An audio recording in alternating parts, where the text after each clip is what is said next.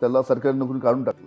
त्यांना आरोप करायला काही राजकीय जे भारतीय जनता पार्टीच्या नेत्यांनी आपल्या महाराष्ट्रातलेच त्यांनी आरोप करायला लावले. आरोप झाल्यानंतर 100 कोटीचा आरोप माझ्यावर झाला. 100 कोटीचा आरोप झाल्यानंतर त्याची चौकशी चालू झाली. सीबीआय इन्क्वायरी लागली, ईडीची इन्क्वायरी लावण्यात आली. ईडी सीबीआय संपूर्ण चौकशी चालू झाली. मला अटक करण्यात आली आणि अटक केल्यानंतर जी चौकशी झाली, जवळजवळ 12-13 महिने जी चौकशी झाली, त्या चौकशीमध्ये ज्या गोष्टी समोर आल्या आणि जेव्हा कोर्टामध्ये केस गेली, हायकोर्टात केस गेली, न्यायमूर्ती चांदीवाल समोर केस गेली, ज्या परमवीर सिंगनी माझ्यावर 100 कोटीचा आरोप केला होता, त्याच पोलीस आयुक्त परमवीर सिंगनी कोर्टामध्ये, न्यायमूर्ती चांदीवालच्या कोर्टामध्ये ॲफिडेव्हिट करून दिलं की अनिल देशमुखवर जे मी आरोप केले त्याचे कोणतेही पुरावे माझ्याकडे नाही, नंबर 1, आणि अनिल देशमुखवर जे आरोप केले ते